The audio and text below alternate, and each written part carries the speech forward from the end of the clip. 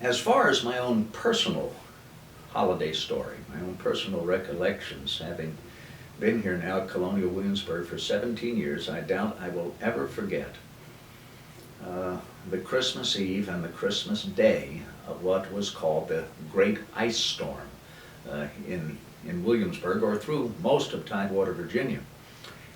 It was Christmas Eve, December 24th, 1998. There had been a slight drizzle and then ever-growing heavier rain.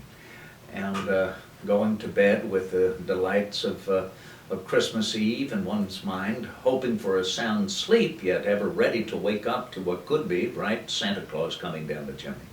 At about 2 or 3 o'clock, I was woken up by the sound of what appeared like a battle going on out of doors. The crack of pistols and rifles, the explosion perhaps of cannon or bombs.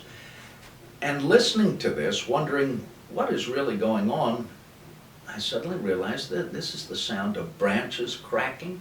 This is the explosion, if you will, of electrical units on telephone poles and the like, conduits for electricity.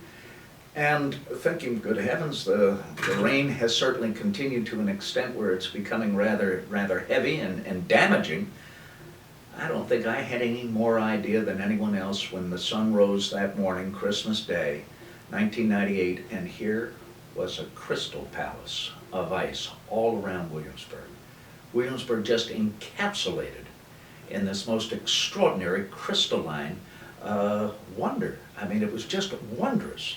You couldn't help but to be struck by the glint of the sun sparkling on all of the branches and all of the trees, the ice that was along the Duke of Gloucester Street, and it just spurred one to want to go out and gaze on it more extensively. And the Duke of Gloucester Street, by about 9 o'clock that morning, was just filled with people walking up and down, taking photographs and marveling at this Christmas present. One of the most unusual Christmas presents, I think, that has ever come with weather.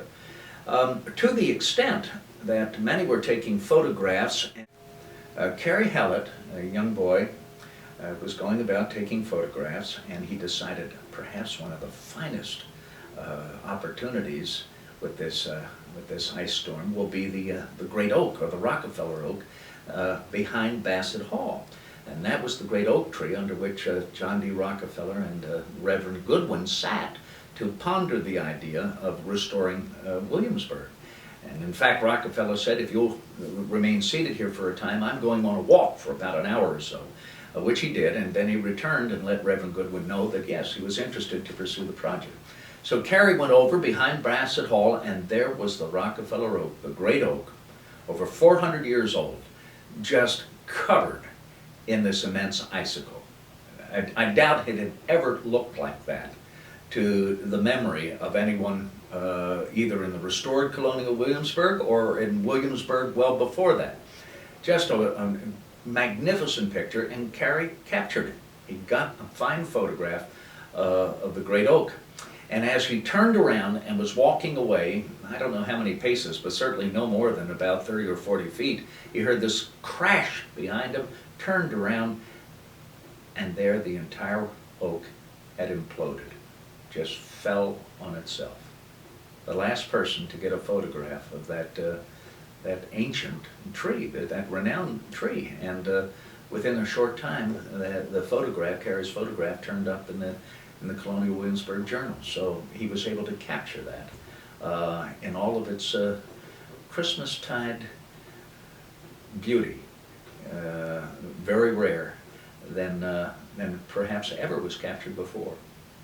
So that was quite the Christmas present, that Christmas Day, to witness, bear witness to the great ice storm of Christmas '98.